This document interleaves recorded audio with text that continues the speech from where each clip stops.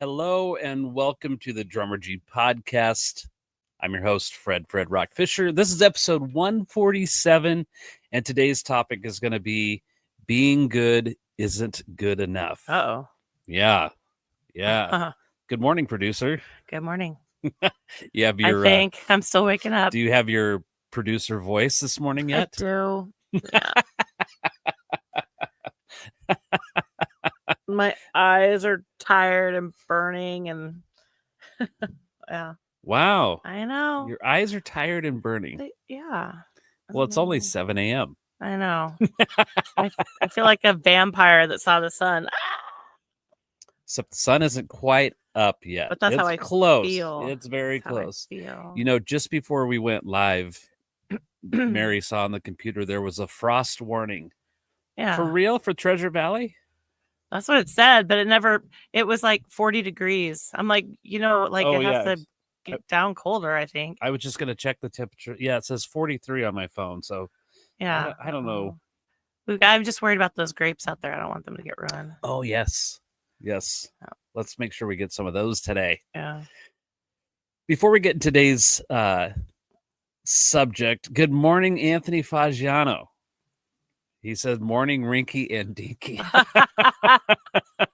Hey, Wrinkles. And there's Chip Ritter, our buddy Chip Ritter. Hello, Chip. This morning on the show, we're going to give away a pair of Chip Ritter Agner drumsticks. This, it might be kind of hard to see on. Let me get this, see if I can get. It just looks glowing white. I was trying to. That's how I feel. Right? I don't know. Let's see. I really want to be able to show Chip's his signature here, but there we go. I just got to get super close to the camera. And there we go. And hold it still. Do you see that? Chip Ritter signature Agner drumsticks. Now you just can't just walk into a store and get these. Oh my God. You have to have connections, and he autographed the sleeve that they come in. So we are going to give away a pair of drumsticks today for Chip. And how do you win, you ask? Did you ask? How do you win, Fred? How do you win? We're going to get more into this here in a few minutes, but suspense. Right now, if you're watching and you would like to be by the end of the show, we're going to pick a name and somebody's going to get this pair of Chip Ritter drumsticks. How? In the comments, type stick it. Stick it, because October is Breast Cancer Awareness Month, and Chip Ritter has been helping out April Samuels for her drumathon that's happening on November 2nd. Just outside of Dallas, Texas. And we're going to get into more of that here in a few minutes. So if you're interested in wearing a pair of Chip Ritter drumsticks, stick it in the comments. There we go. Jim Reidenbaugh follows directions. Look at that. Jim is entered. Entered. Okay. Entered. I'm holding it so I can see it, but okay. So those are coming up, right? Very, very cool. And thanks. And Anthony said, stick it. Oh, look at this. I'm popular. So yes. I think for the people who may not know who Chip is, can you just say who Chip is and why would they want a pair of Chip Ritter sticks as opposed to a pair of Mary Fisher drumsticks? Well, Mary Fisher doesn't have any drumsticks. Not yet. Starters. Mary, see, there's a lot of things that I want to talk about today that are all going to weave together. Okay. Oh, really? I have an outline. Chip Ritter was on the show 2 weeks ago, I believe. Yes, 2 weeks ago. And we were talking about Chip and his drumming career and his fundraiser to help out with breast cancer can stick it. I'm going to put this little banner, that ticker that's going to go across the bottom of the screen. People, here we go. Check this out. It's coming, I promise. Whoa. There we go. Breast cancer can stick it. And you can go to chipritter.com. Oh, look at that.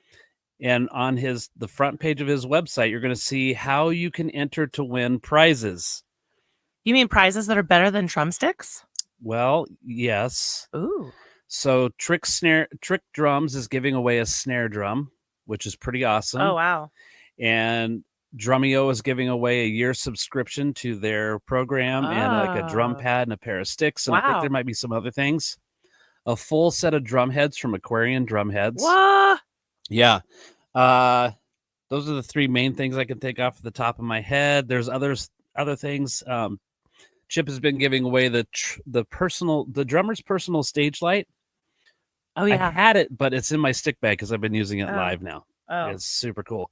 But at any rate, you go to chipritter.com, look at his page. In order to win one of those prizes, you donate $20 and you get a blue ticket. And those are blue ticket items. Okay. So Chip's goal is to raise $5,000 for breast cancer through April's program. Okay. And so far, he's just over $3,000. So he's got a little under a month to go to get the rest of the goal. All righty. Right there. So super easy to do. It's a great cause. And who doesn't want a $20 risk or a $20 chance? It's not a risk. Even if you don't win, it's going to a good cause. It's an opportunity. Yeah. It's a chance. Yes. I guess since we're talking about it, we'll just full on in. I picked up April's book, Breast Cancer Can Stick It. I got this on Amazon, and I think it was like $19. And I just barely started reading it. There's my bookmark. So I wanted to know more about April and her story, and it's really great stuff. So do I need a pop filter? Yeah, Here, I'll just do this. How about that? That's going to cover my face. Mary thinks I should use this. I didn't say put it in front of your face. Oh, the producer. Maybe angle it a little more. Okay, I'm going to angle it. You see, when you have a producer, she wants to make sure that everything is perfect. Well, I want to make sure that you're not hurting everybody else's ears, too. Oh. Just my breathing hurts, Mary. That's true. How about that? Is that better? I don't know. You're not talking. Oh, now I'm talking. You totally interrupted my story, though, Mrs. F. I don't know. Say popcorn. Popcorn. Yes, that's better. Okay. You're welcome, everybody. You're welcome, everybody. So I'm going to leave that ticker going across the bottom of the screen. Breast Cancer Can Stick It. Go to chipritter.com. You can get your blue raffle ticket for only $20. That's it. That's all it's going to cost you. It's going to a great cause. I'm going to smack you. Why are you laughing? It was Marcy. Uh-oh. Okay, sorry. Go ahead. The producer is always right. Boom, baby. Oh, man. This is why I like Marcy. Why? Because she's sticking up for you? Because she's awesome. And she's sticking up for me. Brian Levins is here in Blue Flashes. If you guys want to join in on who's going to win your chance to win a pair of Chip Ritter drumsticks, all you need to do is put "stick it" in the comments. Stick it. And preferably, to take it a step further, is to go to chipritter.com, buy your $20 raffle ticket, and you'll be entered to win either a trick snare drum, a full set of Aquarian drum heads, a subscription to Drumeo, all of those kind of things. Jamie Vink follows the rules. There he is with Stick It, and along with James Harrison. And he says if he wins, please donate to a student. You bet. Yeah. And Josh, is that Posey? Josh, if you want to be entered to win a pair of Chip Ritter drumsticks, just put "stick it" in the comments. So that's pretty cool. I was talking about April's book. I'll show that one more time. There we go. See, Josh is in. Producer, you're keeping track, correct? Yep. Nice. Very good. So, normally I start with today's goofy holidays, but so we're going to have to go back We're going to have to go in reverse for just a second. Are you ready, producer? I am. National holidays. Now, we all know that every Tuesday is Taco Tuesday, but on this particular Tuesday, National Taco Day is the first Tuesday in October. What? Guess what we're having for dinner? And I even have stuff to make tacos. Yeah. You rule my world, producer. Wow. I'll have to figure out when to make them because Jude's got a band concert tonight. I'm thinking you could go for lunch. Gary Tackett is here. Good morning, Jude Gary. Get tacos. Yeah. It is also National Frappe Day. So there you go. Tacos and coffee. There you go. Tacos and coffee. That it sounds like a weird combination, but I'm totally in. Totally in. It is also National LED Light Day. Okay. Well, here in observance of this is my little light that goes on my music stand so I can see my notes. Yeah. But this reminds me of those little creatures in the movie War of the Worlds. Or like the fish that's like in the deep down fish. Yeah. Put it on your head. Kind of like that whole deal. I don't know. I can't see. That was in Finding Nemo. Yeah. Well, this is in Finding Nemo. Yeah. It is also National Inner Beauty Day. Aww. That's where I'm pretty. Oh, boy. You're going to like this, producer. It's National Chocolate Covered Pretzel Day. Oh. There are a lot of national days. There's a lot today. It's a lot of good days. Yeah. And now for anybody that would be like the fans of the show King of the Hill, that cartoon, it is National Propane Day.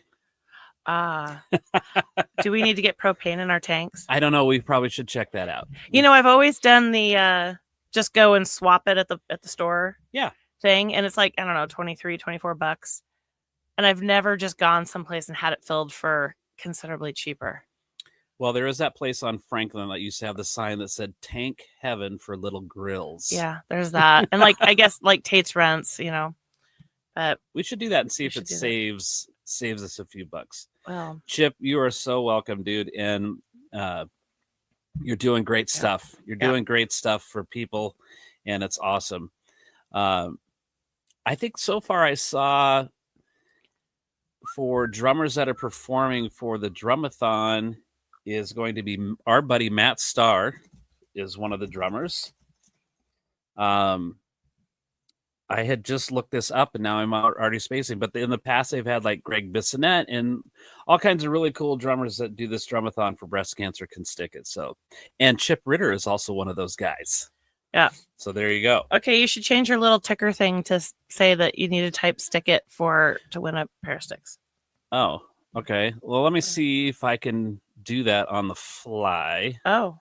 What did you do? Set that up in advance? I did set up in advance. So let's, I've never tried this live here. Let's see what happens. What am I writing? In order? Now I can see the top of the computer. Oh, well, that's okay. To win a pair of Chip Ritter drumsticks. They're drumsticks, right? Yeah. Type. Stick it. There you go. In the comments. Okay. All right. Let's see. We're doing it live. All We're right. doing it live. This is an exciting moment. Here we go. Success. See? There it is. Awesome. There it is.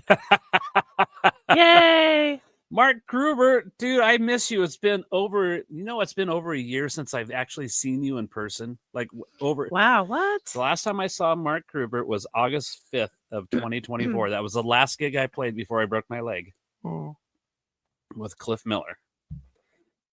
And it's my stomach just went. It's like we got sound effects for our show, producer. Sometimes people have like car horn honking and stuff, and just now as I'm saying that, good morning, Eric. Oh, I guess it's better it was your stomach. Chip has a bubble machine when he does his broadcasts, and for people winning, and Can you get I think you should get on Amazon no, we'll do it right after the show. Make a little notey note. Make a notey note. Yeah, that we need to get a bubble machine. I think that Chip said we can get one off of Amazon. Oh, probably, yeah. Who doesn't like bubbles? They're really popular at weddings right now, I guess. Well, yeah. I don't blame them because they're super cool. Yeah. I don't blame them. Well, I should, like at the wedding reception, not the actual wedding. I don't think it's at the actual wedding. All right. Well, moving along. I don't want to be too heavy here right now, but this past Friday, we had a concert at the Revolution Concert House. It was a celebration of life concert for my former bandmate Stymie, Brian Stymie Grill, who had passed away unexpectedly at the beginning of August. And I played with him in Midline for just over 24 years. And so Stymie had also played in some other bands in town, like Karen Comes Killing and Brutal Season and Yexote, and just one of the coolest guys that I've been in a band with. And as far as bass players go, like, he's one guy that never, ever, ever, ever once ever made a mistake in playing. Great showman. And Brian Denny, who was in Yexote with Stymie, has a print shop. So he made some Stymie magazines to give to the band members. And I got to show you a couple of these. So it's pretty cool. Here's the Stymie magazine cover. And if anybody remembers the Rip magazine, so you would see that in like the stores, like next to Metal Edge and stuff like that. All the music magazines, there was Rip. So Brian made this look like Rip here. And it's a full color, high quality magazine. So all these collage pictures from the different bands that Stymie had been in. So I think that was Yexote here. Midline. Super cool. Midline got the centerfold. A couple more pages here. Here's Karen Comes Killing.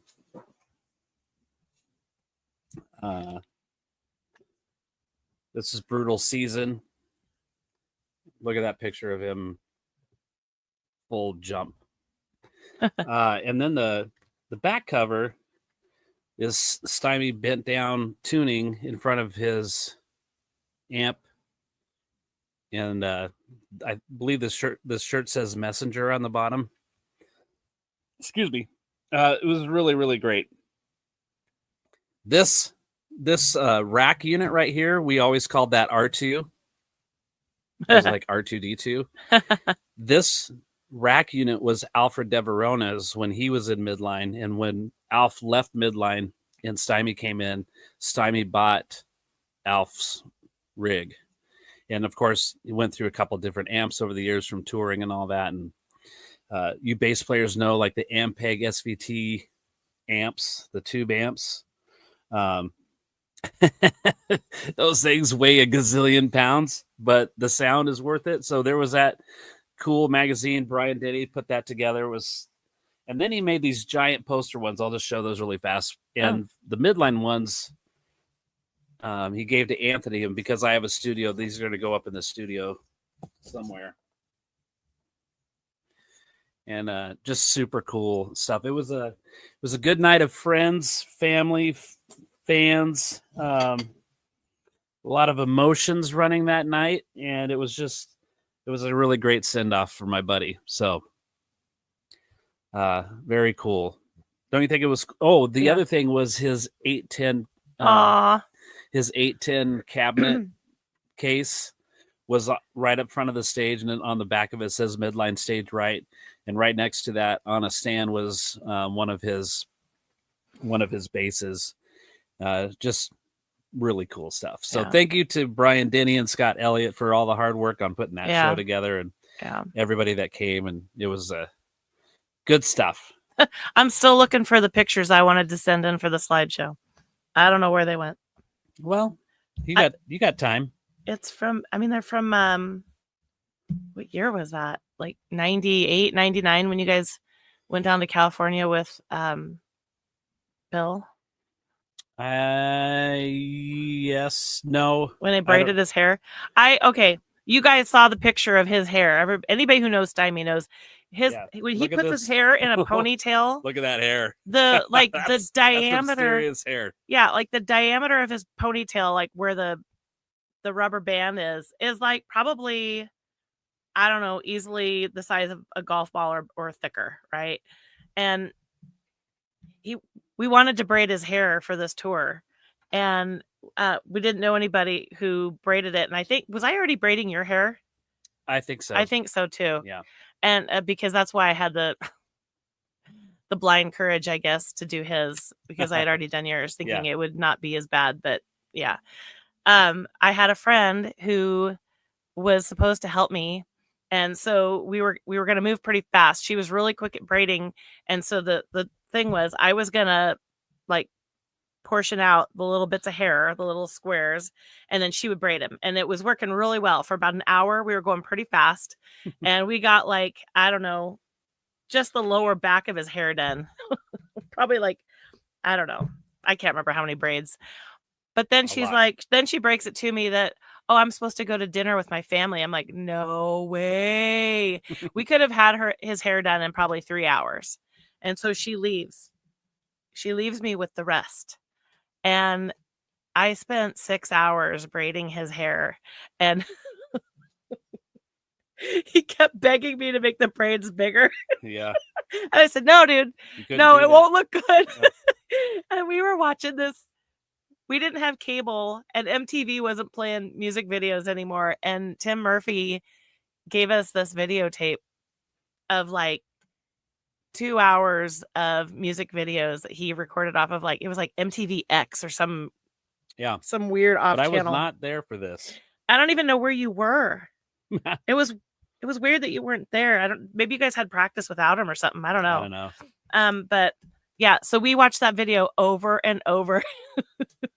And then the next time I braided his hair, we did it quite differently. We put rubber bands at the base of his head and made huge braids. And then he looked like Medusa, and it was really cool. Yeah. But I've got pictures of his hair like that, and I just can't find them.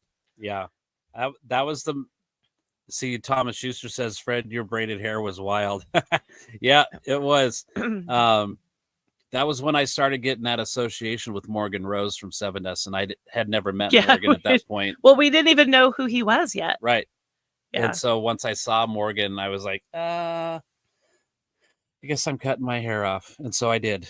But I have one more Stymie story that a lot of people don't know this about Stymie. But when I was when you convinced me to start singing in front of people. Yes. I was singing in this choir that was based out of the church we went to. And I don't know if it was the first year or the second year I was in it, they did this variety show thing. And so we could sing whatever we wanted.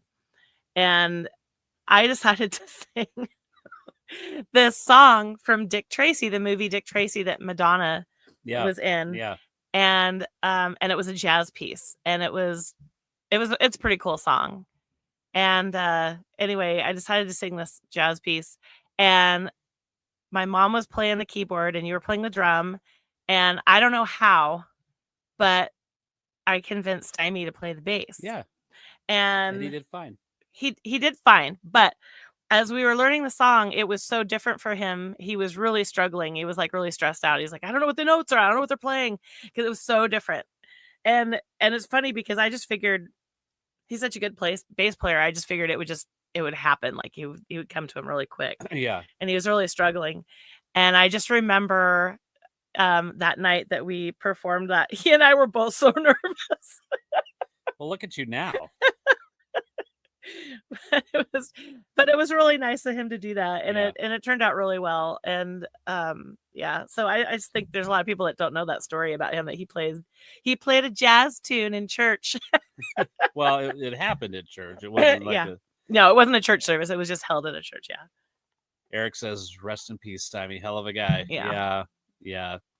So Stymie would never lived in the world of cover bands. No. So he wasn't ever learning. stuff like that. Yeah. I mean, minus the part of Star Dog Champion by Mother Love Bone that we had inside of our song Carney Girl. We didn't really. I think there was one night we did a Metallica tribute thing that happened at the Knitting Factory, and we learned 2 Metallica songs. And I don't remember that at all. Yeah. They were initially on YouTube and immediately, or soon thereafter, was pulled down through Metallica's people. Not surprising. Yeah. That's okay. So we should get into today's subject. Yes. Being good isn't good enough. Now, there's a lot of moving parts to all of this, and I don't want to come across or claim like I'm the guy that knows all the answers. Okay, but I do know that I see a certain attitude that floats around by watching bands on Facebook, and even, Boise's not immune to this either. There's bands around town that kind of do the same thing, and I think it's kind of typical of cover bands just across the board. Not even just cover bands, but bands that try to do something and it doesn't work out. And there's a number of reasons why that could happen too. Dealing with people in general is it can be difficult to navigate. But Mary and I had started watching this show called The Bear. There's 4 seasons of it, right? 4 seasons? Yeah. Sounds like they're going to do a 5th. Yay. Because it's really good. That was a binge watch thing for us, The Bear. So I want to talk a little bit, like some parallels between The Bear and some other stuff that I've seen going on in music recently, which I think these are good subjects to talk about. So the show The Bear, without giving away everything, is about a chef who comes back home to Chicago. He had been in New York, takes over his brother's restaurant. But he was a really good chef. Yeah, one of the best in the world. Yeah. And had this vision of turning this restaurant into like a destination place for people in Chicago to go and like fine dining, right? Yeah. And that they had this evolving menu all the time. And so it was like, it wasn't just going to a restaurant and ordering something off the menu and you're in and out. Like this was like a 9-course meal type situation. And it was like nearly $200 a plate, I believe. Yeah. Something like that. So Crazy. Very, very, very expensive. But the whole premise was they were going to give these people like this amazing experience. And so like just that alone, I was thinking about like us as musicians when we're playing, are we giving the audience an amazing experience?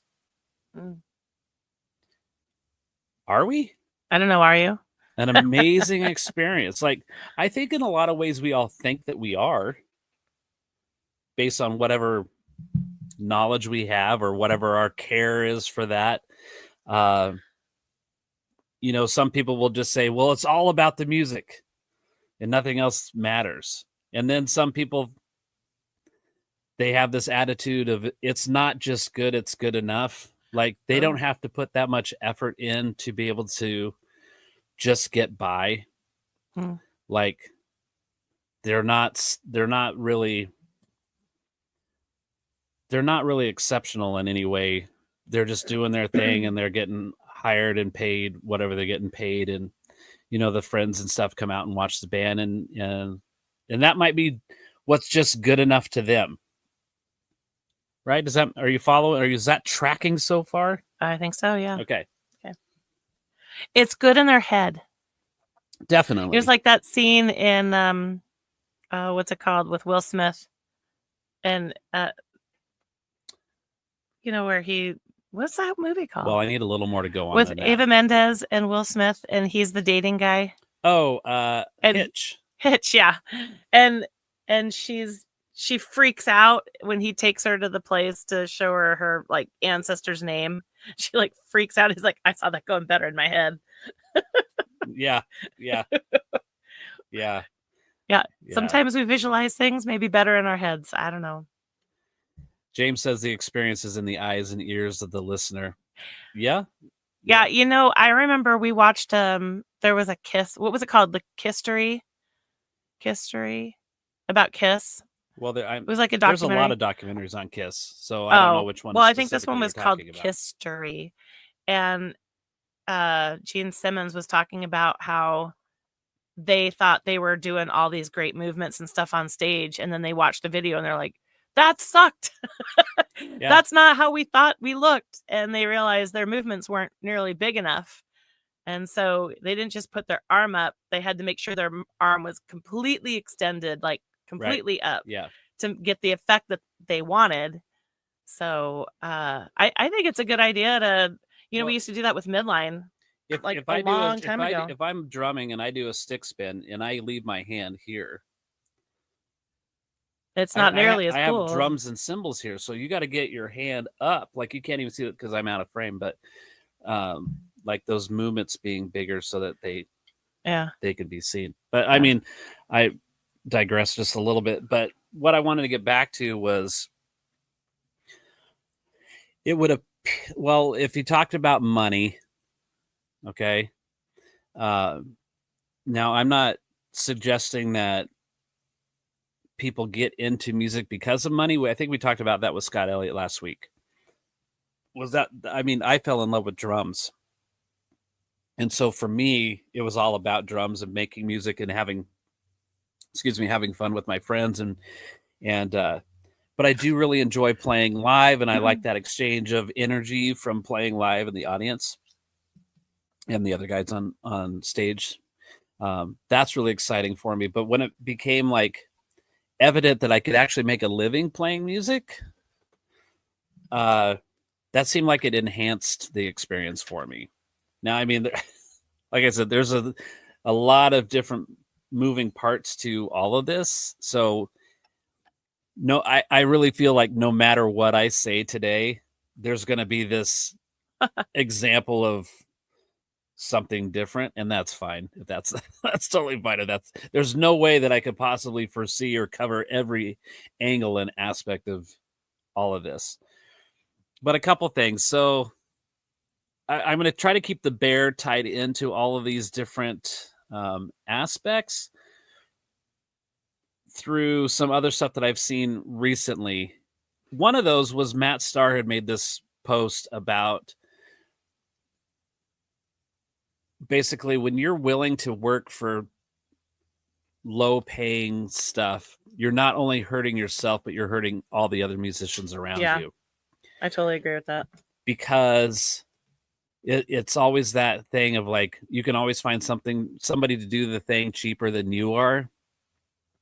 Now, like I said, there's a lot of things that could affect that. Maybe the guy that's willing to do it for very low money or not any money at all, like they don't have the experience. They just want to be out there and get some stage time. Does that make sense? Sure. So they're not thinking from a business perspective necessarily. But the other thing that's kind of tied into that is maybe they're just not that good. Like the value of what they're bringing isn't that. Well, great. Chase Cole's awesome. Stick it. When you're starting out, you have to have a place to play, right? Yes. So like people that are, I don't know. I think there's venues for those places. Like if you're, so when you've got a big band, so there's several cover bands in town that, they've got 5, 6, 7 people in the band, right? Yep. They're going to have to charge more than a 3-piece band or a 2-piece or just some guy playing his guitar or a piano. As far as like, so everybody can get paid. I don't know. Like it would be like, if you've got like a band charging $2,000 to play an event, And then you got this one guy that's playing on his guitar. He's probably not thinking, I need to charge $2,000. I need to charge like $500 or whatever. Yeah. I don't know. And so there's going to be like occasions where a club thinks, oh, well, I only need this. I don't need this big thing. I just need this. So you got places like Solid, right, where they're just playing on the patio to people outside, and then they have got like a little area inside, I think. But like, well, that's like for you're not gonna have a big band, your acoustic thing in the background. I don't want to get too stuck on like. Well, just that a thing. Like, what are you trying to compare? Like, what kind of? Well, going back to Matt was like, if you're willing to work for low money or free, and I don't remember exactly how Matt phrased it, but it was like, you're not only robbing yourself of an income, you're setting the bar lower for those around you. Yeah. And that's like a dangerous thing. And then some other person like did this whole big blow up article about how they didn't agree with what Matt said. Now, this is really, I don't know if Matt intended this to happen or not, but it just caused this huge conversation going on social media where all these people now are getting involved. And it seemed like surfing through all of that, people were searching or coming up with reasons or to validate why they're doing something for low money. Like they're trying to explain away why they're doing something on the cheap.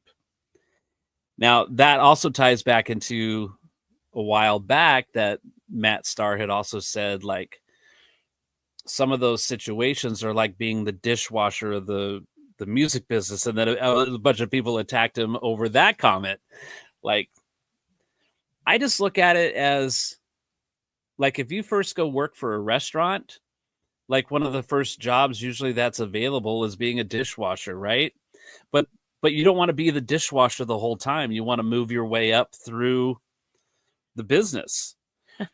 So if you become the host or you become the manager, I would, in my mind, you make more money in that position. But imagine becoming the manager and you tell your boss, no, you could just still pay me what the dishwashers make. Why would you be okay with that? You shouldn't be okay with that, right? You've advanced beyond dishwasher, but you took these steps to become better than that paying position. Does that make sense? You've worked harder. Yeah. So those are things to consider, right? Like, you've worked your way up, so you become more valuable. So if you become more valuable, shouldn't you be paid more? Well, but those people that became more valuable are they're making excuses of why they should still get the dishwasher wage. Yeah.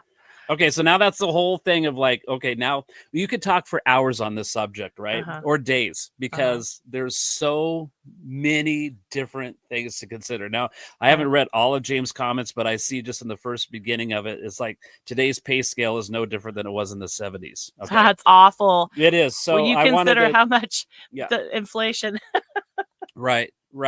Exactly. So now, all I saw was the first part of James's comment, but that kind of ties into, like, not only did Matt Starr put this out, but there's also a reel floating around that was sent to me of Dave Weckl talking about market rates. And so in this interview that Dave Weckl was doing, when he was drumming for Simon and Garfunkel back in 1983, he was making $4,500 a week. Oh, yeah. On tour with Simon and Garfunkel. Now, when I first heard $4,500 a week, like, to me personally, like right now in 2025, $4,500 a week to me sounds like a lot of money. That's $18,000 a month, right? Yeah. And so I think he said this tour that he was on with Simon and Garfunkel at $4,500 a week for him as a drummer in 1983 was for like 8 weeks, I think. Yeah. So 2 months, 8-9 weeks. And he bought his first house. Yeah. Doing that. Now that $4,500 equates to just under $15,000 a week now. So 15, Jeez. let's Oh just my say it's gosh. 15. So that's $60,000 a month. Like that rate. I don't know if anybody's making that kind of money. I don't know. I can't answer that question. Yeah. So Mark, I see Mark Gruber's the top of his comment. As good as the enemy of great. Some people are comfortable just being good and not willing to push themselves to the next level. Yes, exactly. Being good isn't good enough. 100%. I forgot about that quote. Good is the enemy of great. Yeah. So I'm not saying, and other people have said, had similar shows and posts and talks exactly about what I'm talking about, is that if you're a person that plays music and you don't care about money, you have your day job or whatever your situation is, and you just go out and you play, and everybody in the band makes $25, and you've been there for 5 hours, and you want to do that, okay, if that makes you happy, fine. I cannot pay my bills on that as a full-time musician, so I have to be in a different situation for that. And highly unlikely that I'd ever play music with you too, because it's just, there's a total different mindset happening in all of that. James says, nowadays I attach my time being more valuable than the basic pay scale. Yeah, exactly. So I saw Matt Starr's post about low paying gigs hurts you and those around you, and Dave Weckl talking about that. And in that interview with Dave Weckl, I'm just looking at my notes right here. Charge what you're worth, because if you don't, you ruin it for everybody. Dave, the quote from Dave is, if you dumb down the industry by selling yourself cheap, you're screwing everybody. Mm-hmm. But even so, like Dave Weckl saying that, and you start reading the comments, they start defending their reasons why they're not charging anything. And in that interview with Dave Weckl, he was like, I have my rate for recording a song or songs or whatever, and if they want video on top of it, then there's another charge for that, and just like how much involvement he has in that, so his pay will go up. And he was talking about telling one of his students that, and they're like, man, I would do that for $100. I would do all of that for $100. Excuse me. And wow, Dave said, no, you're not doing that. I'm not going to allow you to do that. You have to be able to charge what you're worth. Like, they're just so excited to record, they don't care about any of those other parts. Okay, so right? what about quality? So you've got somebody that you've got a band or an artist or whoever who isn't, they're still getting going, or maybe they've been going for a while, but they're not nearly as good as this other artist or this other group. Like, isn't it kind of like, you're buying cars, like you can get like a cheap car and it's you get what you get, or you can buy, a Mercedes or whatever. Like, not all bands and all artists are equal, right? Like, right. So yeah. How does a band that's not as good price themselves so it's not screwing over everybody else? It's like there have to be a like, this is a minimum wage for artists? Well, I think that's been I think that's probably been an ongoing debate since the beginning of time. Especially, it's really seems like when you're in the arts that a lot of these what am I trying to say? Oh. These rules or guidelines or pay structure or what have you kind of go out the window. Now, I will say I've never belonged to the musicians union, but I've been on the musician union's website quite a bit, especially the one that's in Nashville. And if you belong to the musicians union, there's a pay scale that's outlined. And I think it's designed to protect musicians' income. like the musicians union is going to ensure that you are being paid what you should. So I think that's some set of standards, which is different than like you go and get a job somewhere and you work your way through the company, and as each different level of whatever you're doing has a different pay scale, right? Well, you worked at Micron producer. Uh-huh. Do they pay the custodians the same as the CEO of the company? No. Why not? The one thing I don't know if they do this now, because I haven't been there since 2003. Uh-huh. But they had bonus checks and they had pay for performance. And I loved the bonus checks because when the bonus checks came out, it was divided equally. Like if there were 5,000 people, it was, this amount was divided equally 5,000. And we all, like, I did get the same bonus check as like the CEO or whatever. But then there was the pay for performance. And that wasn't always quite so fair. But yeah, but an hourly rate, of course, it was, I don't know. There were, my job kind of stunk in that, like, there was really I had hit the cap on what you could get paid for what I was doing. Sure. Yeah. So there were people without a college degree working on the line, making way more money than me. And I would try to get into other departments to like move up, and it never worked out. I even asked if I could just go to the floor, and they're like, no. Like, what? Why?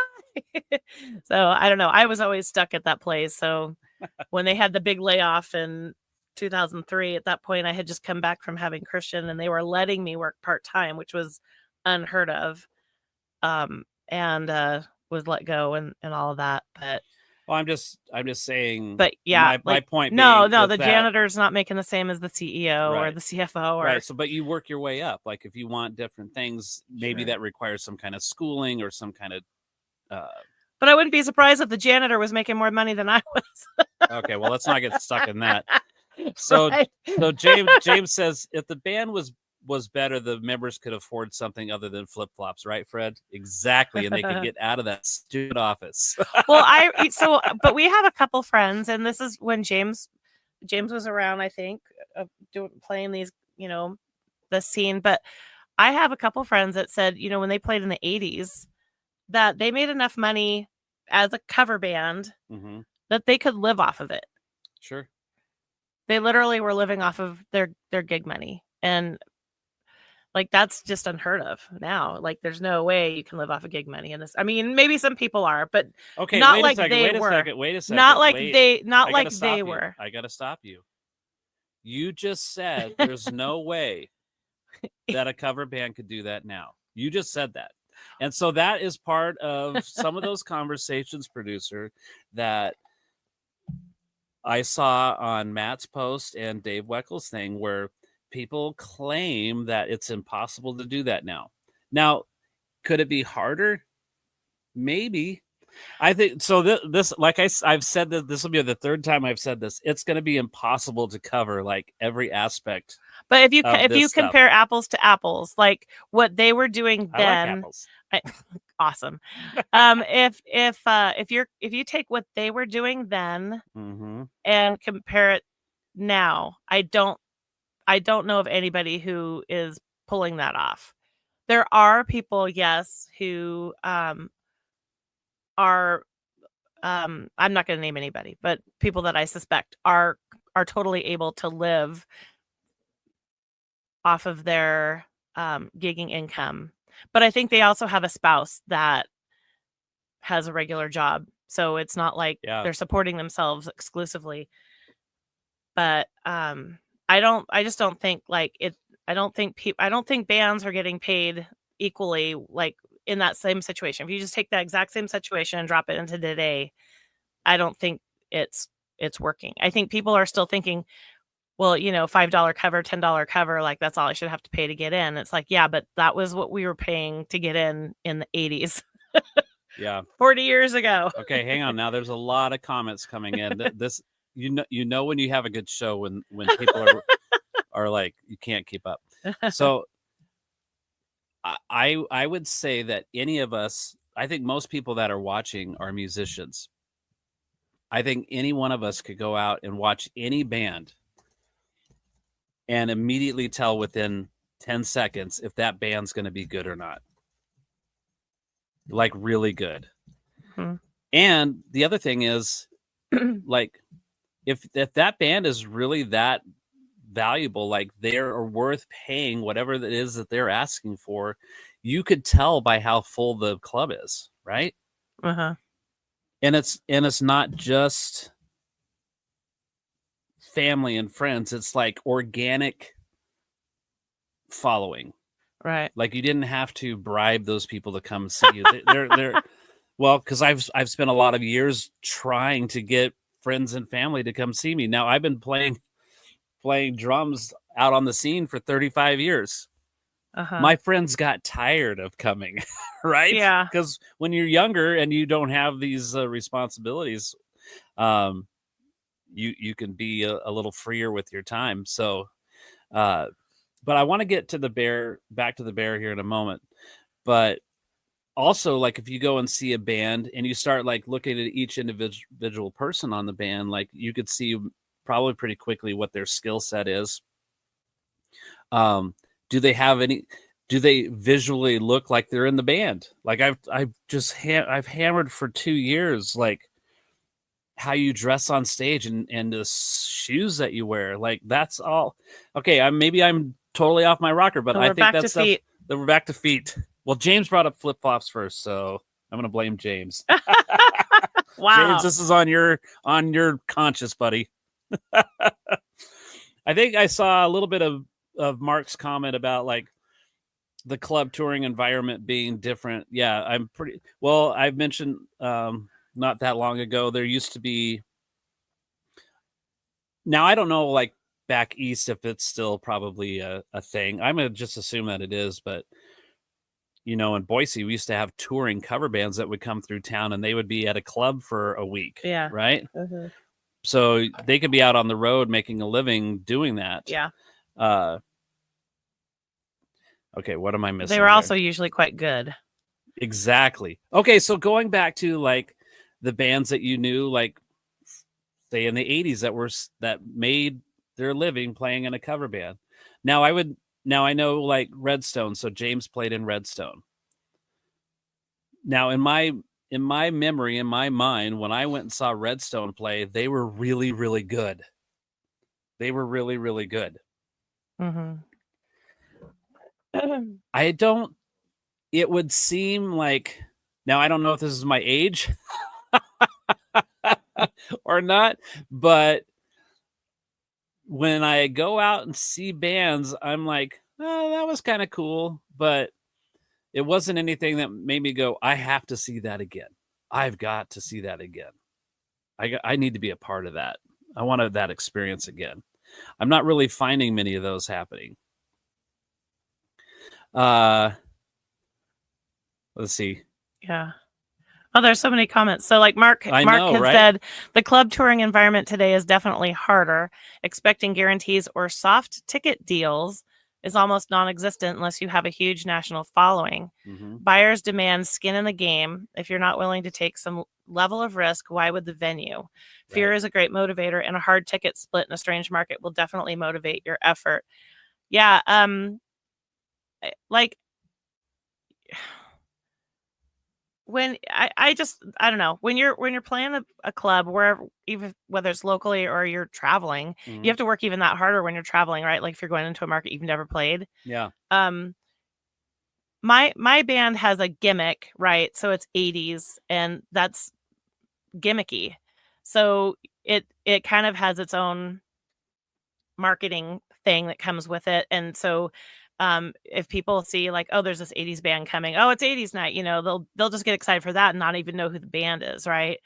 But if you're just playing regular covers over, you know, throughout the decades and you're going around traveling, I think you're probably going to have to work harder to promote your gig than if you have something gimmicky like 80s or or a Kiss tribute or yacht rock or whatever. Yeah, that's where Mark said in the comments, like tribute bands can just crush it right now. Yeah. And I see that James, the other thing is, James made a comment about, not only did you have your band, but you had a full PA and light show that you brought in. You had production that you set up. Yeah. And well, you guys used to do that even in the 90s. Yeah, Midline did that too, where, we would go in early in the morning and we'd set up staging and we'd set up trusses and put lights and put lighting gels on all of that stuff and raise it. And we did all this work for hours and hours and hours. And then, you'd leave and go take a shower and put on your stage clothes and go back and be a rock star for a little bit. And then once that all calmed down, you'd get out of your sweaty clothes and put your street clothes back on and tear all that stuff down and load it up. So it was like a 1-day commitment. Well, so when, I don't know, a few weeks ago, I had shared an article that was about Heritage closing down. Mm-hmm. And there were all these comments, of course, that came in about like why it failed or whatever. And sure. You have all your experts. And it was all, I think, the same day that Ken Harris was here in the studio, and he used to own the Blues Bouquet, and he's like, man, it's really, really hard owning a club. Yeah. But one of the comments or complaints or whatever about it was, well, they spent $50,000 on a sound system, and then they put in all these lights, and they just spent like this stupid amount of money. And then when a band comes in, they're charging them for the sound, and then they're charging them for the light show. Mm-hmm. And so the band comes in, and they go home with like $150 after all is said and done, and they're splitting that 8 ways. It's like, wait, I'm just curious. Like, so you got James saying, yeah, we hauled in our lights, we hauled in our sound. Like, obviously from a band's perspective, it's more work, but you don't have to pay a club for that stuff. But I was just curious, like, how many clubs, like if you're touring around the country and you're playing some club, like whether it's Heritage or whatever, like, do you normally have to, if you bring your own sound guy with you, do you have to pay to use their sound and use their lights?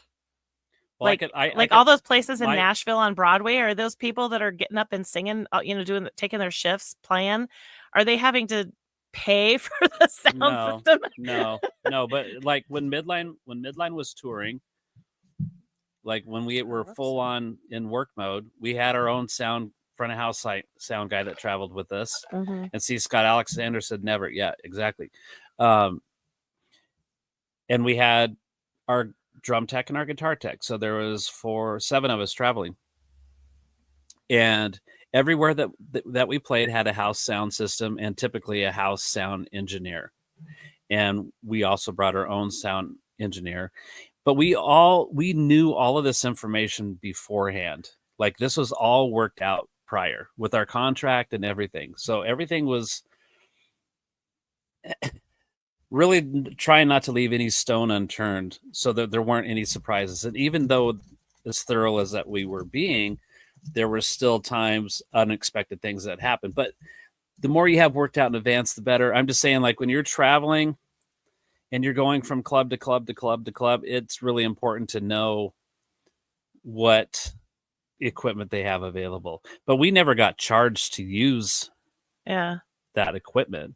I've never been charged to use the PA at the Revolution or at the Knitting Factory or any festival deal. I don't want to get, we could get hung up on like what you said about Heritage. Like, well, I'm just curious, model, their business model, either wasn't working or, just like Ken Harris was telling us, like, it's just really hard to own a club in general. Yeah. So I don't know. I don't know the inner workings of that. So I can't speak intelligently about what their decision was. All we can do is like the local music scene people are like guessing and they're upset or whatever, because now there's another place not to play, at least currently. So, but I'm not in any position to say what they did or didn't do right. I can't answer those questions. Well, I think I guess my point is that it kind of falls into what you're charging to play. Yeah. as a band. So if they're thinking like, oh, we're going to get paid $600 or whatever, and then they get charged $200 for sound and $100 for lights, and now all of a sudden they're really getting $300. I don't know. I know that's kind of not what you're really talking about. Here's what I know. There's but I'm just looking at the things I want to get to. I'm looking at the comments and like, yeah, Scott said never, and Mark says Heritage was the only one that charged us on 200 plus dates last year. Yeah, Scott, 13 bars have closed locally in the last have closed locally in the last 12 months. Yeah, Thomas. Yeah, Heritage is gone. Yeah, at least in its current state. Now I don't know if that's. I can't. Scott seems to like, in some way, have his finger on the pulse of so much of this stuff. Because he's Scott. Well, that's right. But yeah. I mean, I think a lot of my stuff is with blinders on. I'm like just in my little lane doing my thing, right? Yeah. James, 100%. Any business, if you don't bring in people, you will eventually fail. Yeah, and then the bands need to be bringing in people too. Well, so you need to promote yourself. And you got to be good. We got to get off the Heritage horse here in a second. No. I'm just saying, like, you got to be good. You're talking about being good enough. So you got to be good. Isn't enough. Because being good isn't enough. We've all been to some place, whether it's locally or somewhere else, where we've gone in and this band thinks they're just crushing it. And it's like, there's just something where you're like, there's something just not right. Like, it just doesn't sound good. I'm not entertained. I'm not inclined to get up and dance. I'd rather just keep drinking and hope this goes away or just leave. Yeah. Okay. Well, how do you get out of the circle of not just being good isn't enough? Like, so what's the answer in that? We're talking about adding value to yourself or your band or both. I think those kind of go hand in hand, I would think. So Casio Dreams and 2 Day Rental are like two bands that I know of just off the top of my head that could pack the Heritage. Mm-hmm. Now, when I played there, I did not have to be part of paying for PA and lights. Now, that was just my experience, okay? Now, I don't know if that's because Midline's a different animal or what, but we didn't experience that part.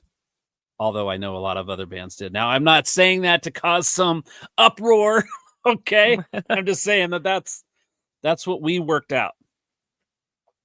That's what we worked out. And I never really share business stuff publicly or even from band to band, like how my band operates, because we've been operating for 35 years and that just doesn't happen by accident. So let's get back to the bear and see if we can go through this. Well, you were starting to say, how do you get better as a band? Right. So, and I think if you go back to when you're in grade school or junior high or high school, at least for me, when I was playing flute, the way you got better is you took private lessons. Yeah. And back then. Yeah. And so, and a lot of it, because if you're in band, then, you've got one teacher trying to teach 30, 50 kids, and they don't even specialize in the flute. They were a trombone player or something. So you're not going to get that special attention. So you take private lessons, you get the special attention, and they can focus in on like, oh, okay, well, I noticed that when you're playing like this, like you keep rushing or whatever. And it's like, well, that's why the song doesn't sound good, is because you're actually not playing that very well. Like, let's get this cleaned up. I mean, that's anybody, I think, like, my stepmother had taught voice and piano forever. That was her income. And that's because people, and it's back east. So I think there's just a bigger music community back east because it's more populated. But it was like you just took lessons so you could be better. Even the best people, even like, Ariana Grande, when she was getting ready for the Wizard of Oz movie that they just did, Wicked,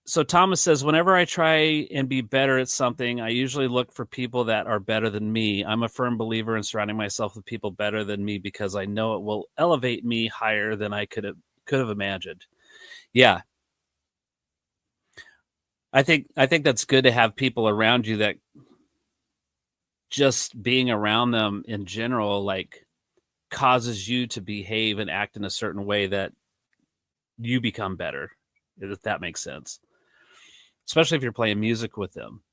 Like sometimes when you play with certain people on a higher level, there's almost like an unsaid expectation to really bring it.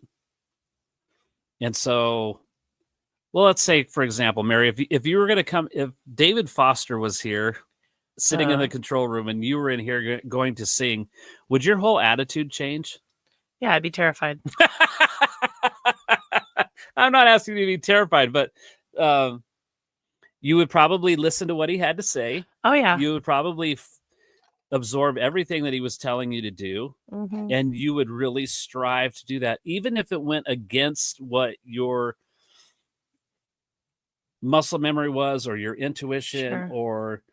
or your belief system on this is how I sing, this is what I do to do this. Like your whole attitude would be different because it's David Foster, right? Well, yeah, I mean, I think anybody like that, but I think when you've got somebody like him who's really good at seeing the potential in an artist, whether they're a guitar player, pianist, singer, whatever, yeah, like they have the ability to pull out that talent. Like maybe you've been singing country and it's just like, you're just not a country singer, but man, you are a killer jazz singer. Oh, I don't know. Like, that's probably a dumb example, but like, finding what their strengths are and then, like exploiting that, I guess, or like building on that, making it better. Like some teachers are better at that than others. So you got to find a good teacher or a good coach that can help pull that, like, a good performance out of you and isn't just stroking your ego and like getting you through something and then, telling you how great you did when you really haven't done much better. Like, I don't know. But if they're not pushing you, if it's not painful, you're not growing. But if David Foster was on the other side of the glass from you, would part of that equation be, I don't want to let him down? Yeah, but I don't want to let myself down either. True, but you might, let's just say, like, who else could we put on the other side of the glass? Say, okay, we'll just say that James Lancaster's on the other side of the glass and he's running this session. Okay. Hi, James. You already know James really well and have a comfort around him. Yeah. And so you're just going to do your thing and he might make a couple suggestions. But if David Foster's on the other side of the glass, the whole dynamic changes. Sure. Like, here's this guy. I mean, we don't have to go into Foster's resume, but I think there's a lesson in there. Like when you get like Thomas was saying, like when you get around people who are better than you, like that elevates you too. Yeah. You're not going to look at David and go, what do you know? This is how I sing. You're not going to respond to him that way. You're not going to say, dude, I've sung this way for 30 years. Like, how dare you tell me how to sing? Well, this is the conversations that are happening with bands around where somebody in the band says we can be better. And the other people in the band go, what are you talking about? I'm good enough. I'm just doing this for fun, man. Right. They have this thing, I don't know if you want to call it an ego or set this phrase of it is what it is drives me freaking nuts. Well, that's an acceptance. I've resigned myself to just be mediocre. So you've got your groups that literally, they have their day job. Yep. They're perfectly content with their day job, and music is just for fun, literally for fun. And so I said that in the very beginning. Yeah, and so they don't, like, to them the music is not, or the money is not a big deal. But like, are there those gigs where okay, here's where, you go, if you're not into like making better money and doing a better show, these are the clubs for you over here. And for those people who are working their tails off, dishwashers of the music business. Dishwashers of the music. That's exactly what they are. Okay, so then you got the restaurant managers and the executive chefs are playing these other clubs, making more money. Yes. Private parties, corporate parties. I think the rub in all of this is that the dishwashers believe they deserve what the chef is getting. Yes. They believe they should deserve to get what the owner of the business is getting. But if your attitude is, I'm just having fun, it's just a side hustle, I'm just having fun playing music with my mates. Then they should be excited to get that $20 at the end of the night, right? And don't complain. Right. And the chef isn't looking for the dishwasher job. Now, I on the other hand, kind of live in this strange world where sometimes I have to wash dishes. So I try not to wash dishes frequently, but there are times where like, okay, yeah, I'm gonna do the dishwasher job tonight, and for whatever reasons those may be. And part of that also is sometimes those things lead to other things. But the bands I play with right now try not to be dishwashers anymore. We all were dishwashers at one point, right? Sure. So I'm not claiming to be the chef or the owner of the company, but that's like I think I can honestly say I've moved up the ladder a few rungs. You're at least waiting tables now, right? I'm at least waiting tables. Yes. What can I do for you? I'll make sure that they don't put salt on that and that's gluten-free bread, right? Keep your water full. Make sure that you get your bar order quickly, not 25 minutes later after ordering it. Okay, the bear. I keep trying to get to the bear. Dang it. See what you did to me, producer? You're not producing. Your audience is going to lose their minds. I know. We're going to be done. We're losing our minds. He never talked about the bear. The bear. Okay. So the bear is a restaurant in Chicago, this fictitious restaurant. It becomes the bear. It's called something else. I don't want to ruin it. I don't want to there's just some key elements in the show that I thought was really good. So the chef. Well, hold on now. Originally, it was called The Original Beef of Chicagoland. I didn't want to tell them what was. I want them to watch the TV show. I think this is part of your concept. It's not on my list. Okay. All right. So these two brothers, the brother had a restaurant. Now see, James is weighing back in. We're never going to finish this episode.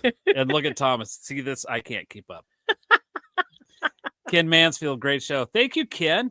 Say your point, and then we can get back to the comments. Okay, you can read the comments.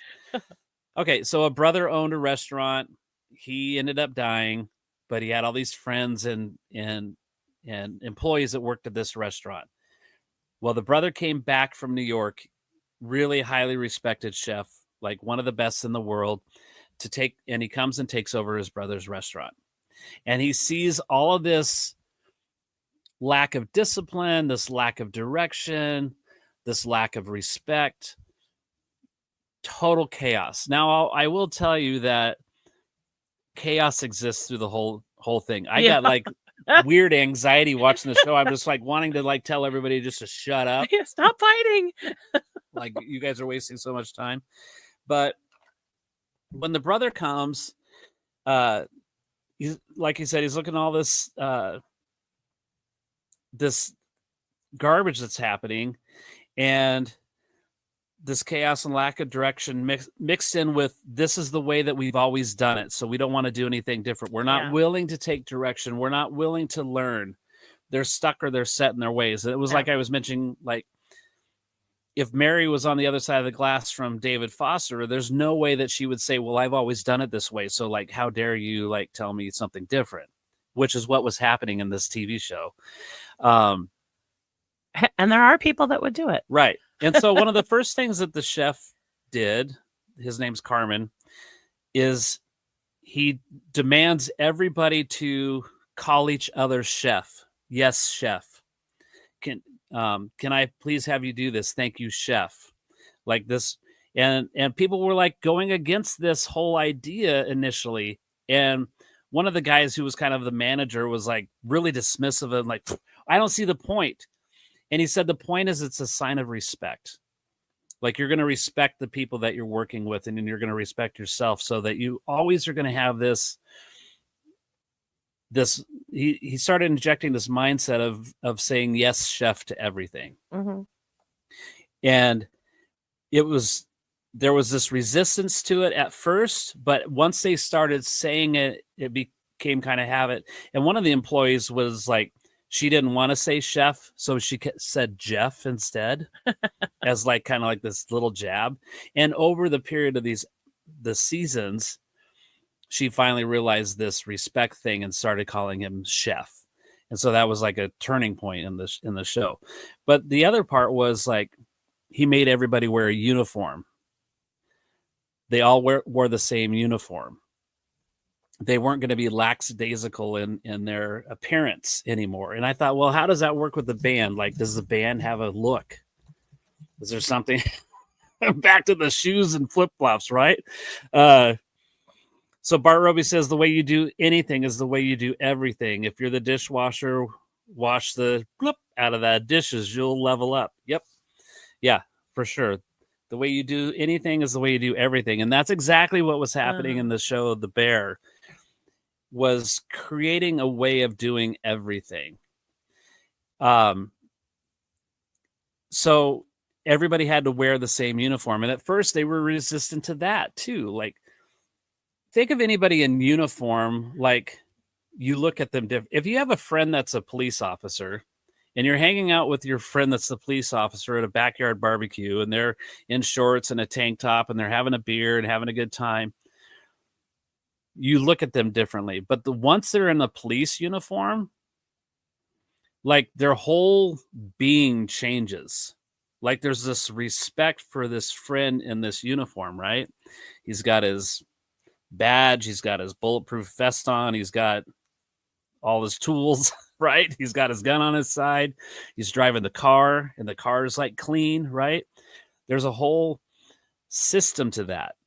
And so that was like the point with the chefs wearing the same uniform. It was like brought a certain attitude and respect for the job, a cohesiveness with everybody.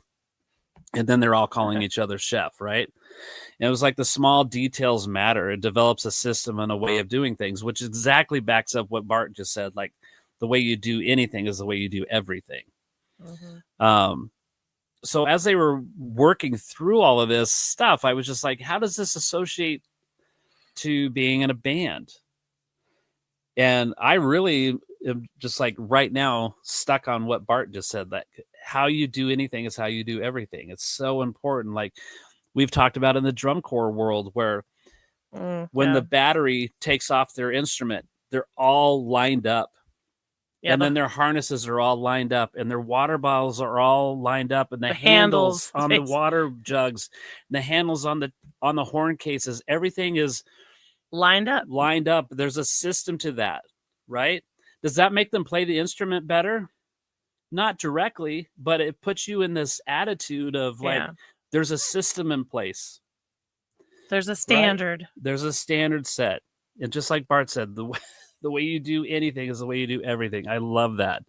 That might become my battle cry. And the other thing they said, we do the hard things now and the impossible will come. Right. We'll do the hard things now and the possible things will. Something along the lines. Can't do impossible today, but it will come. But do the hard things now and the impossible will come.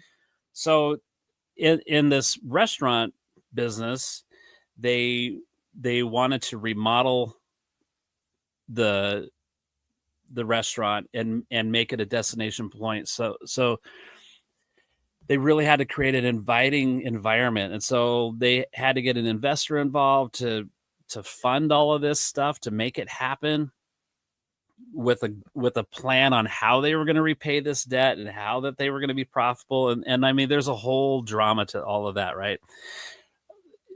But during the remodeling process, quit stealing my material. Bart, I'm stealing everything from you, buddy. Exactly. So during the remodeling, he started looking at his key people in the business and sent them to get training from other restaurants.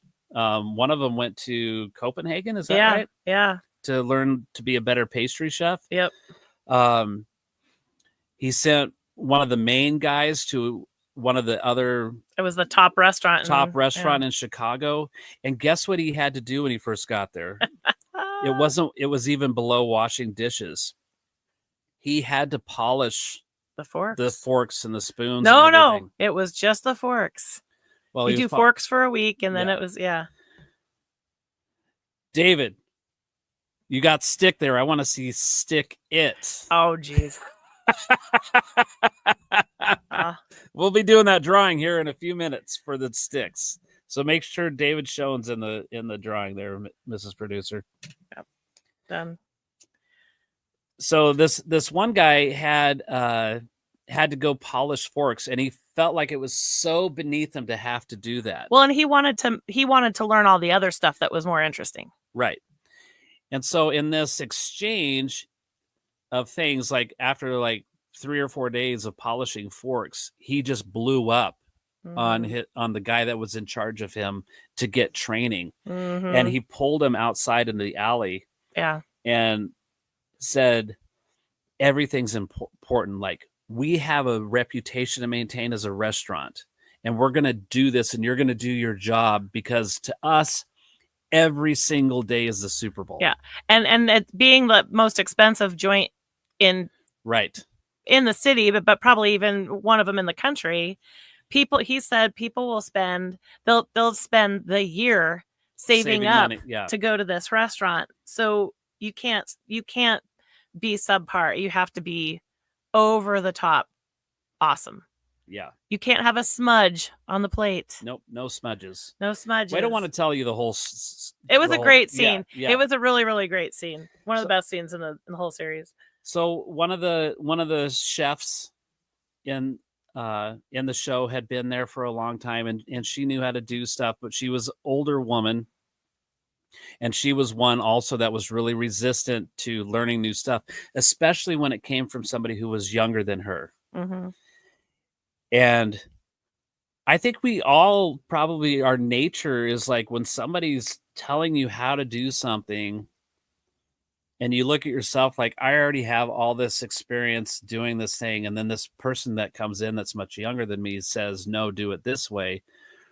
Like, we want to shut that down, like, right? Who are you? Like, who are you to like tell me what to do? And it took a long time. Like, that other person sort of had to prove themselves in order to gain that respect. You just have to watch the show, but it's a willingness to learn, to get out of your comfort zone, to test you, to stretch you, to become better, even if it's from someone younger. And then, are you willing to improve? Is your attitude, it's not just good, it's good enough? Like, I think that was one of the first things I said when I started this today, was not just good, but good enough. So being good isn't enough. Like, being exceptional, like Mark had said, good is the enemy of great. Like, why do we, this is probably a rhetorical question, but why do we accept anything less? Because it's easy. Because it's easy. And comfortable. Do you think that's because we're lazy by nature? Not everybody's that way. I don't think. I know. I'm just generalizing. I don't know. It's interesting. There's been a lot of awesome comments, and there's no way I can't keep up. The devil is in the details. Quit stealing my material. Well, I mean, a diamond goes through hell to become a beautiful diamond, right? Yeah. So I think you have to, if you want to grow and improve as a musician or at anything that you're doing, maybe it's your job. Yeah. Maybe you're an accountant. Maybe you're an electrician. Maybe you paint houses. Like, there's always something we can do in whatever aspect. Well, maybe it's just cleaning the house, or cooking dinners, doing meals, working out, whatever. Like, there's always something that we could be doing better. Well, we hear stories from our boys, like when they go and do their job at wherever they they're working. Like we got 3 boys working at 3 different places, and they come home at night and they're sharing stories about this person or this person isn't doing their job. And so because they're not doing their job, I have to do my job and their job, and the frustration of that, like the other people aren't doing their part. At some point, as the employer sees that, he's going to let that person go. Like, why would you keep that person around? And that's like when I said a few minutes ago, like if you're in a band and you got one person in the band that's drunk before you even start the first set and they can't play very well, you know, they're just barely standing up on stage and they're messing things up. And then a singer that doesn't care about learning the lyrics or, you know, somebody like, say the bass player is just like, these are the wrong chords that I'm playing, but they don't care. Like, and they assume the audience doesn't care, or they assume that the audience wouldn't know the difference. Well, the audience certainly won't know the difference if you play the material correctly. Right? I think people are quick to recognize problems before they're willing to acknowledge the stuff that's going right. We see the imperfections first. Bart says most people take the path of least resistance. Yep. I'm like, you say that, and I have like this image of like a river, and like the river is created right because there's like this path of least resistance for the water to go down, but at some point it's going to get like backed up, and this isn't working here, and so then the water is going to break over into this other section and maybe create a fork, or it's going to erode a side or whatever. And so do you want something, do you want it to erode, or do you want it to grow, or exactly. Well, I think this is all really good food for thought. I don't know if it necessarily makes a difference in anybody's band, but maybe as individuals they can go, wait a second, like how do I level up? Well, and not only level up, but how do you co-elevate? That's a thing that a term that I heard from Kenny Aronoff was like, if you know anybody knows about Kenny Aronoff's story, is that he's like the super energetic drummer guy, and he's like 71 or something now. He looks he's like amazing. He looks like he's 40, but he's just unbelievably. Is he really 71? I think so. Google how old Kenny Aronoff is really quick. But this is a guy that has this amazing reputation in the music business as the guy that gets stuff done. He's like a guy that can learn songs fast. He charts songs really fast. He's 72. He's 72. Okay, and he's so full of energy. I think he was like, I'm going to live to be 120. I think it was like his goal in one interview that I saw with him. Believe him. He has a whole health routine and everything, like but his whole mindset is like excellence, right? But he was talking about like, I got to go in a room, like if I'm in a recording session, I think one was like Elton John, like I'm meeting Elton John for the first time and I got to record with him and we're going to hit record in 20 minutes. Like, he's like, they want me in the room because I bring this energy and his energy influences everybody else's energy to where everybody's like this positive thing. And he calls that co-elevating. Like that encouraging thing to make things better rather than like looking at things that aren't very good and just like, how do I get away from this? Maybe you get away from it after you realize there's no hope in fixing that, but being excited to be excellent is what he does. And I think is really, really cool.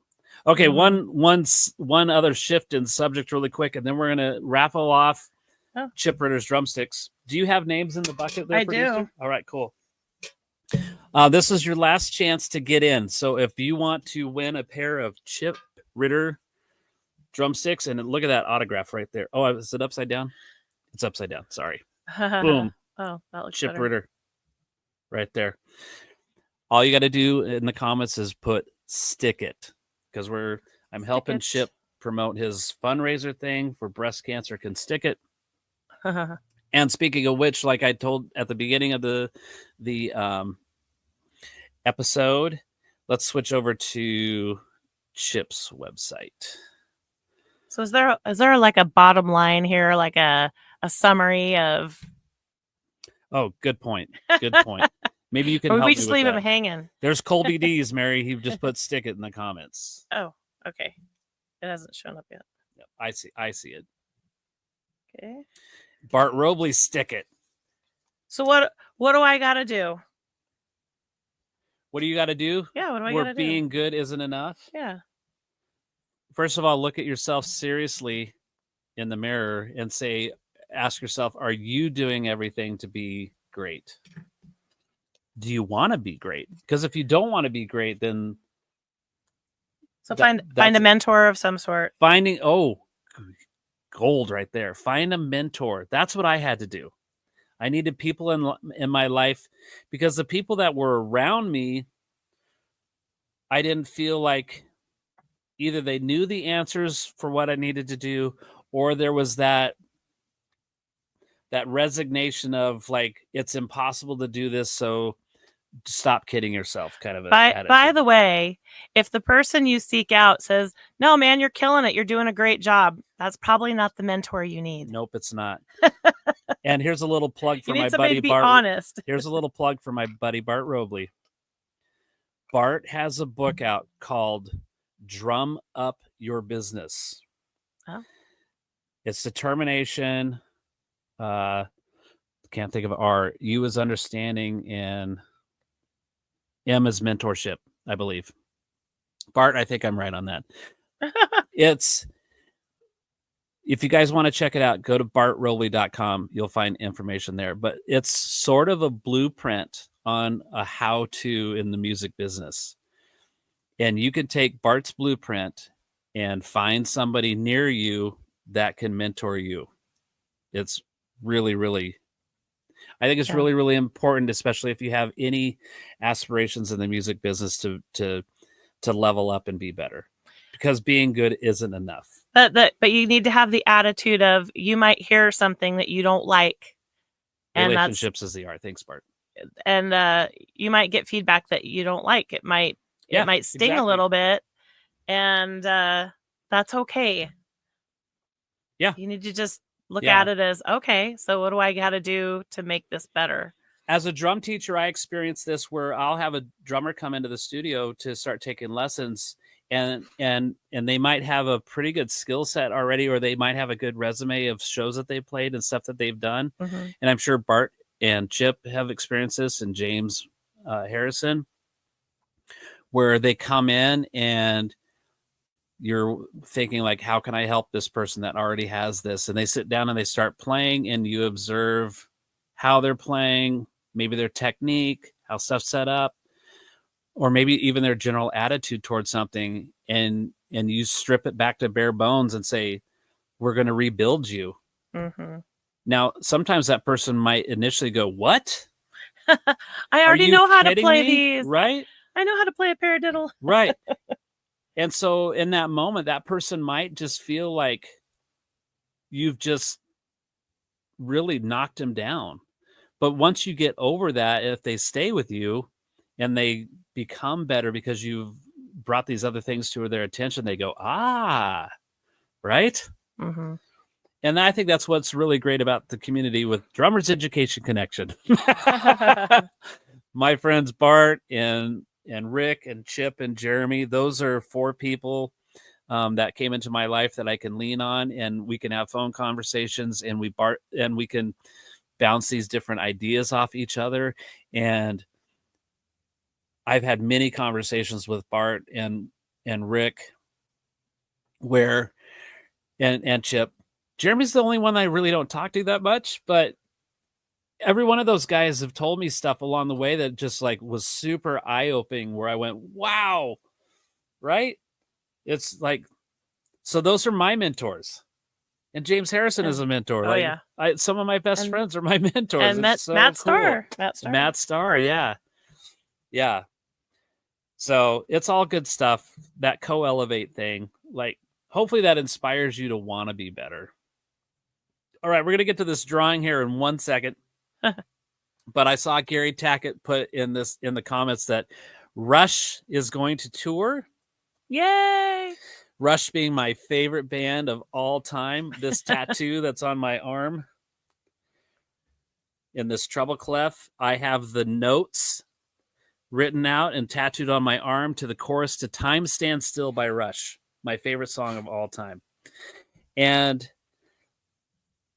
when Neil Peart passed away in January of 20, that was like my first celebrity person that I was just totally enamored with, kind of moved me emotionally when he passed away.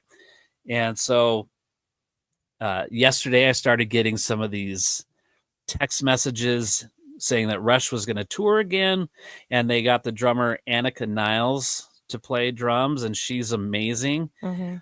But then here we go with the all the internet experts again saying, well, it'll never be Neil Peart. Exactly. It's never gonna, you're 100% right. He's it's gone. Never gonna be that. But look, the amount of respect that we should give Geddy and Alex is they're not gonna let any schmo play drums for them, right? They're gonna pick a drummer that's gonna represent the songs the best in their mind and just the love of the music that they made. So, I mean, you guys can go out and watch that stuff, but it's really, really cool. Yes, she is a badass part. Totally. James says, I always say to a student, you came here to learn and get better, not for a pat on the back. Yep. Boom, right there. There it is. Okay, let's get to this drawing for the Chip Ritter drumsticks. You want me to bring it in? Yep, we're going to bring that in. I'm gonna do a quick little drum roll with chip sticks because you won't be able to see it, but maybe you can hear it. Right? A little toss, little spin. I can't juggle. Okay, let's see. We're going to show that there's the names for our drawing. Boom, boom, boom. Let's see. Who do we got? Fred Fisher. No. Jim Reidenbaugh. Jim. Can we focus? There it is. Jim Reidenbaugh, you won the Chip Ritter signature drumsticks. Yeah. So Chip has his sticks to be white because part of Chip's fame is surrounding being the juggling drummer. Uh-huh. And so when the sticks are white and he does his show, the sticks really really show up in the light. Oh. So they glow. So they kind of glow then. Jim says, excellent, but now they're used drumsticks because I did the drum roll. Right? Yeah. Look, I can spin 2 sticks at once. I got to check that out. Very terribly, but there they are. So I will put those in Mr. Reidenbaugh's hands. Oh. That'd be really, really cool. Everybody, Ritter the Splitter. That's right. Now, I go by Fred Rock, and whenever Chip calls me, I call him Chip Rock. Oh, my God. And then somebody said, well, what if it's Rock Chip? Oh, geez. Getting ding. Psst, right? Awesome. Next week, I'm going to have a guest. I don't know who the guest is going to be, but there will be one. What? Because I'm Fred Fisher. Oh, wow. I'm actually going to try to see if I can get Rick Oliver on the show next week. Oh, that's my goal, is to get Mr. Rick Oliver on here, because he's coming for you. Rick Oliver is a not only like a band agent, like a booking guy, but he puts shows together and a promoter. Yeah. And so he probably will have some really good insight on what bands need to do to be better. So like a part 2. Could be. Okay. Could be. To be continued. But the really cool thing is that Mary will make breakfast for us after the show. Which is going to be awesome. Right? Everybody, thank you so much for joining in. I'm going to give one plug on Halloween. I actually got 2 things before Halloween. Now, I like it when this day lands on the Drummergy Podcast Tuesday, but it's not going to happen this year because of the date. But October 10th for you drummers out there. And the producer thinks October 10th? That's Friday. Yeah. That is Friday. Is National Hug a Drummer Day. Oh, no. Every October 10th is National Hug a Drummer Day. So, you know what's going to be happening on Friday? Producer's going to hug me. My annual hug. My annual hug. Hopefully it's a good one because it's got to last a year, right? The warm embrace of a producer. All right. Oh, wow. That just got really uncomfortable. Hey, it's not like Taylor Swift's song Would. Oh, wow. Yeah. Right. It started innocently, she said. Right. And hey, so tomorrow at the Village. Oh, now you're going to plug yourself.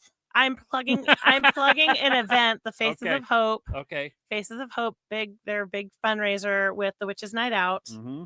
at the Village. Yep. If you don't know what Faces of Hope is, yeah, just go look it up and see what they're all about. But anyway, the big Witches Night Out event, if you've never been to it, last year we played there for the first time and I'd never been there and it was incredible. Who was we? Casio Dreams. And we played at Big Al's and the costumes were insane. Mm-hmm. There were people on stilts. I mean, like it was really cool. It was really cool to see the support for this program. So anyway, we'll be playing at that at the Village Green, which is like where the fountain and the ice skating rink is. Cool. In that section. So yeah.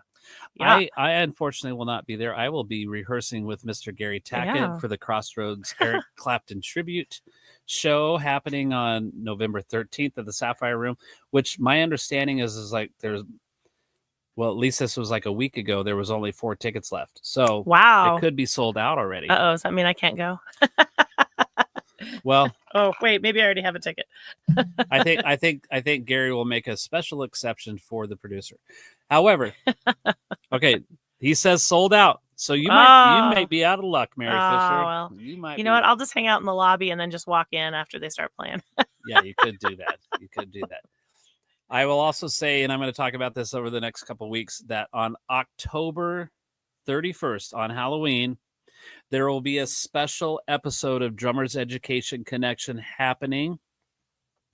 And the main host of that show will be Chip Ritter, myself, and Bart Robley. And we are going to be partaking in the raffle for the snare drum, the drum heads, the Drumeo package, and the other prizes that Chip has that I cannot think of off the top of my head, but that's going to be a special fun episode on Halloween.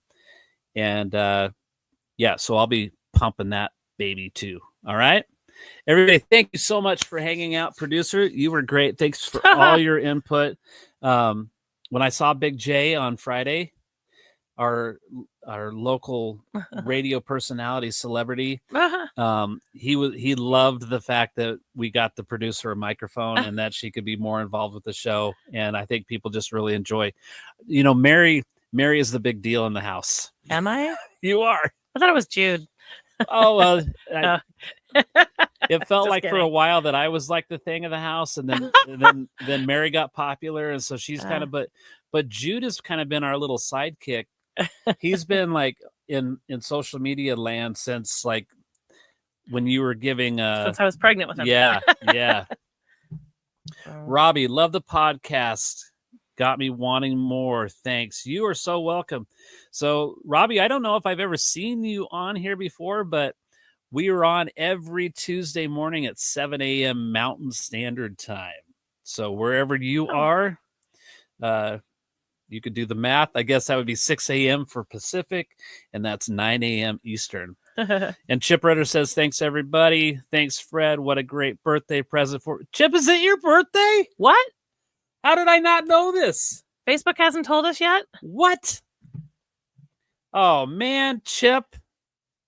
Dude, well, happy birthday. Happy birthday. So, okay. Since Chip's sticks are now used because I played a drum roll. Uh-oh. Chip does these. Oh no, are you gonna juggle? No. Oh, okay. I'm gonna leave that in Chipland. Yeah. But so I'm gonna try because I got my Vader drum pad right here. What are you gonna do? Since it's Chip's birthday, happy birthday to you. Woo! Happy birthday to you. Happy birthday, happy birthday, happy birthday to you, Mr. Ritter. Boom, there we go, live on TV. You just heard Fred sing, everybody. Right? That actually wasn't too bad. Thank you. I had to get in my head, like, how does Cliff do this? Oh. Because that's kind of that's like... right, yes. I think we do more of the little...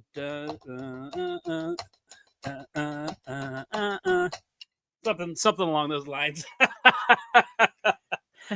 Cool. Okay. Well, that was a fun show. Okay. Happy birthday, Chip Ritter. Love you, man. Happy birthday, Colby Chip. says, great show. Perfect topic. Yeah, thanks for hanging out, Colby. We appreciate it. Okay, well, we will see you guys next Tuesday, 7 a.m. All right. As we like to say in the midline world, nighty-night, cuckoos. Night.